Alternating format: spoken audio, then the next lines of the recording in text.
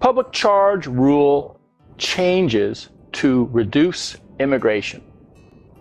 It's President Trump's midterm already, and under President Trump, we have gotten used to extended processing times, more hurdles to jump over, and even USCIS given permission to deny an application without giving the applicant a chance to respond and clarify any misunderstandings.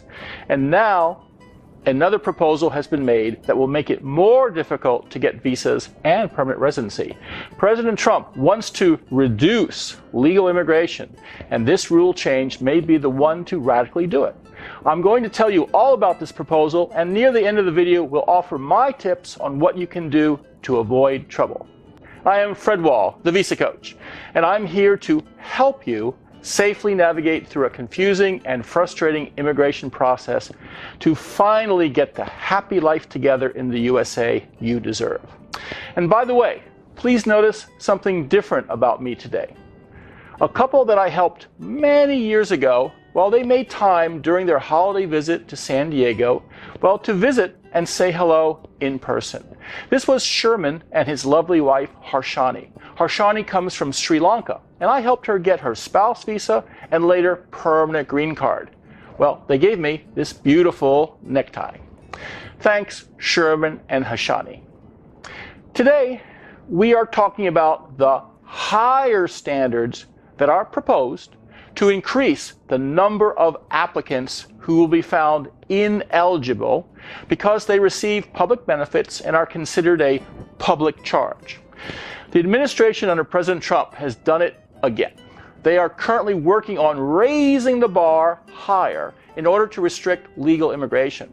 This affects those applying for fiancé and spouse visas and permanent residency. In late September, they have proposed a major change in the rules of eligibility for applicants seeking immigration benefits. This rule change may affect 20 million immigrants, and what it will do is make legal immigration more difficult. Currently, when one is applying for visas or permission to remain in the United States, there are various eligibility standards that the immigrant and his sponsor must meet. One of those standards is that the applicant will not receive welfare, will not become a public charge. And the test was that applicant's household, basically the income of the U.S. sponsor, would be over the poverty level, and the sponsor was not receiving any kind of cash welfare. So this meant that if an American sponsor was on SSI or receiving any kind of cash subsidies, that he or she was automatically ineligible to sponsor their fiancé or spouse. Automatic ineligibility, bam, no point in even applying. And that rule affected some, but certainly not the majority of those interested in bringing their loved ones to the USA. But this is maybe about to change. The new rule is to expand the criteria for what makes a person ineligible for a visa or immigration benefits. The new proposed rule, and it is still a proposal, it has not been made into law just yet, is that if the household is receiving any kind of public benefits, they would be found ineligible for visa or green card. This means those receiving Medicaid, the Supplemental Nutrition Assistance Program, the Medicare Part D low-income subsidy program, and several housing programs such as Section 8 and so on would make that applicant ineligible. And even if one had requested a waiver against paying just a small immigration fee, one could also be found ineligible. Worse still is even if an applicant has applied for such benefits in the past, even if not granted, even if the application was withdrawn, that would be enough to demonstrate that the applicant might in the future need some kind of welfare. And he would be found ineligible due to previous applications, even for the most minor subsidies.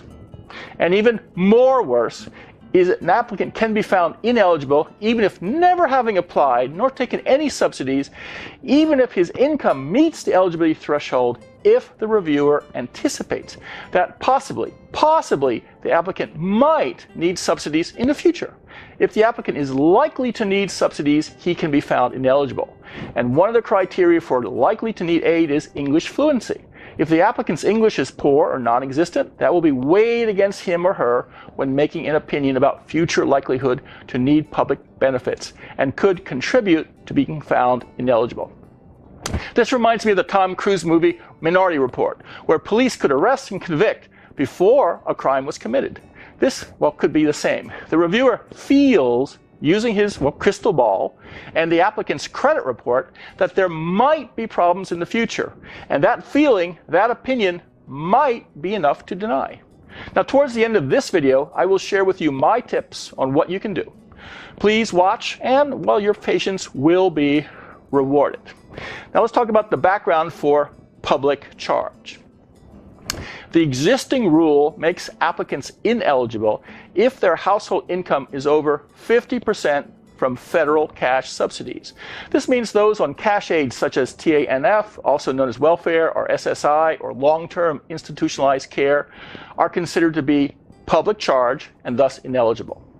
But this proposed rule would change from only excluding those with cash public benefits to an applicant who receives one or more public benefits, including cash assistance for income maintenance, government funding, institutionalized long-term care, certain health, nutrition, and housing programs, that were all previously excluded from the public charge determinations.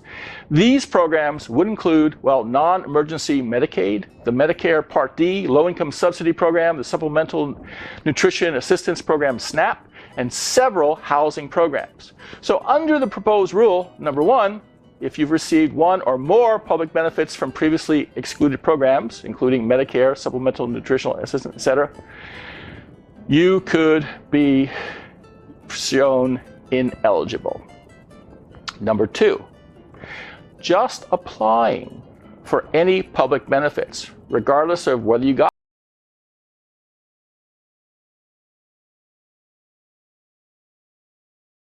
benefits in the future.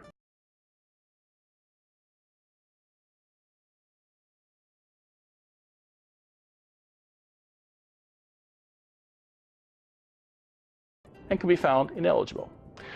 Credit reports may now be required. Too low of a score, could indicate likely to have need and could make you ineligible. Even English proficiency may now be tested. Too low of a score could indicate you'll be likely to have need and could be found ineligible. So, what can you do about this? What is today's VisaCoach tip? Remember, this is not law yet. It is a proposal that has recently been aired by the Trump administration. To turn it into a law should probably take about a year or more.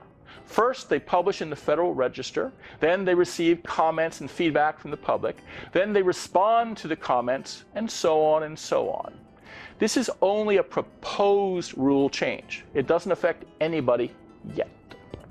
My tip for the day, though, is, if this rule change is something that is going to happen, it might, and, you have time to avoid it. You literally have a year and a half to get in and out of immigration before the storm hits. So if your finances or credit report are not as good as you would like, if you've ever applied for or used any federal benefits at any time, the best thing for you to do, if you can, is apply right away. If you are on the edge to apply for a fiancé or spouse visa, or if your spouse has already arrived and you are eligible to apply for permanent residency, do not delay. If you apply now, even if the rules change, your application will be grandfathered in. That means it will be judged based on the rules that were in play when you applied, so that you'll be reviewed based upon the older original, more lenient criteria and not based upon this new and very harsh rule change. This was Fred Wall, the VisaCoach. Now please like or add your comments to this video, and then go to visacoach.com and sign up for the VisaCoach monthly newsletter. Each month it is full of tips and advice on marriage-based immigration, and it's free of charge.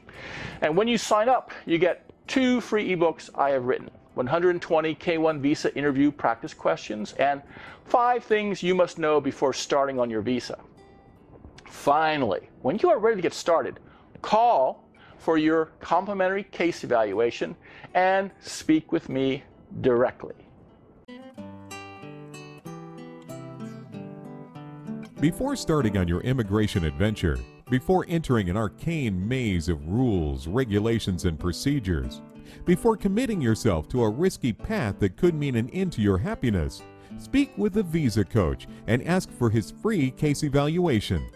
He listens to you to learn the red flags and strengths of your case, your eligibility and goals. He will suggest which visa is right for you, the best strategy to get it, and how soon your love could join you.